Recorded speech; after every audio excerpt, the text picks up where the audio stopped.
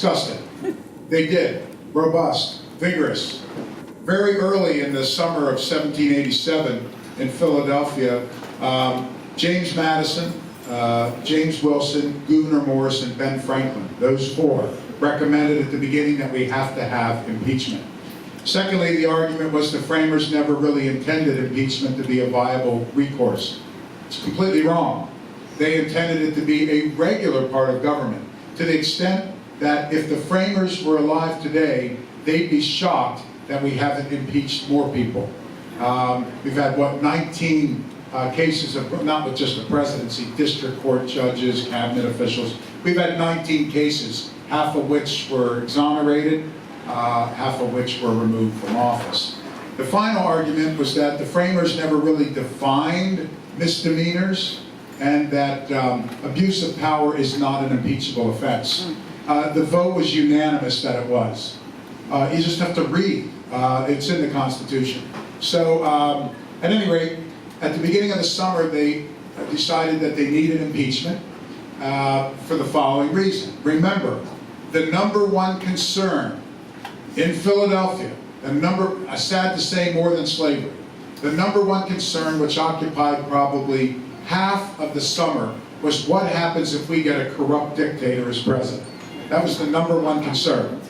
As a result, they strengthened the separation of powers and checks and balances. This is one of the several reasons why the Electoral College allows the electors to just be free agents and pick whomever they want, because they didn't trust us. And then they designed impeachment to address that. So they got it from British law, English law, and most of the states had impeachment.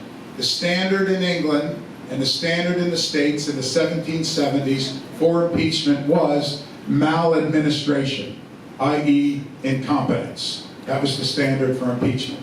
The framers wanted that to be a standard, but they felt they needed to define it to provide direction and guidance. You know, we had the big state plan, Virginia plan, right, Edmund Randolph, and we had the small state plan, right, William Patterson's New Jersey plan. Both of them included impeachment. The former, the impeachment would take place by the Supreme Court. The latter, by the governors. The framers talked about it and decided they wanted the Congress to be in charge, and they wanted to have Congress check itself. What if one branch ran forward, but the other didn't, or vice versa? So it was Alexander Hamilton, and I won't wrap this. It was Hamilton that came up with the idea of a two-step process. Article 1, Section 2, Clause 5, designates the House of Representatives as the prosecutors. You get your prosecution impeachment managers, anywhere from 2 to 6 of them. You bring it forward, you only need a simple majority vote. And we saw that happen. That means you're impeached. Andrew Johnson in 1868 was impeached. Bill Clinton in the late 90s and Donald Trump were all impeached. Now we go to phase 2. Hamilton designed this in Article 1, Section 3, Clause 6. What this says is the Senate then acts as judge and jury, okay? And you need a supermajority plus 1, 67 votes today to remove. And if you're removed, it's immediate. The leader of the Senate must contact the Secretary of State, who removes the president or district judge or whomever immediately. There's no retrial, no appeal, it's immediate. If, however, they don't get a supermajority, it's akin to a legal exoneration, okay? So that's the two-step process. Now, what grounds should there be for impeachment? They agreed with maladministration, and you heard some people get up during this Senate case and say, maladministration is not part of it. They agreed with it, they just wanted to flush it out. So they agreed with treason and bribery. Those are two impeachable offenses. But then they were thinking about treason, bribery, and maladministration. They decided they wanted to flesh it out, so the framers did what they always did. They had a debate.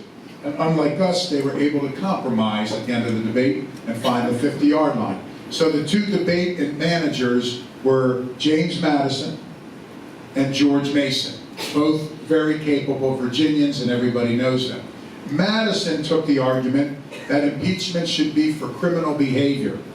and he wanted a very high bar, difficult. George Mason said, no, impeachment's not criminal, it's not even civil, it's purely political. Impeachment should be for political, and he wanted a very low bar, it should be easy. So they compromised high crimes and misdemeanors, and that's where it comes from. So the wording is treason, bribery, and other high crimes and misdemeanors. Did they define high crimes and misdemeanors? Absolutely they did, in great detail. The great Ben Franklin is the first to step forward, and he offered the following criteria for a misdemeanor and an impeachable, removable offense. He said, quote unquote, if the chief magistrate renders himself obnoxious, end quote. They defined everything from abuse of power to not paying taxes to lying, and they made the whole list would be impeachable offenses under misdemeanors. Then Hamilton stepped up and said the highest responsibility we have, it transcends the law, because the laws can be wrong. Remember everybody, once upon a time slavery was legal, segregation was legal, and women could not vote until 100 years ago, right? There's something higher than that. There's the moral, better angels as Lincoln would call it, the moral high ground of public trust. If you're in public office, you hold the public's trust, and that's the highest there is. If you abuse the public's trust, or if you lose the public's trust, Hamilton said you should be impeached. Then, as always, George Washington never said anything. He was a lot like me in that he was a very shy public speaker. Washington knew, a lot like me, that he wasn't very smart. He was out of his league with the rest of the framers, so what he would do, not well-traveled, not well-read, not well-educated, Washington would always call Hamilton over, who was a walking encyclopedia, and whisper in Hamilton's ear. And then Hamilton would get up and says, the general believes, and go on for an hour, right? So ultimately, Washington gave his nod that conduct unbecoming of a president. So they all signed off on it, and those are some of the definitions. So it's there, everybody. Federalist 65. You can read Mason's notes, Hamilton's notes, Madison's notes. It's all there. It's spelled out. So I was upset that, as always, it seems like the people that cite the Constitution are the ones who have never read it, and the people that, evoke the framers have clearly not spent any time studying the framers. Enough.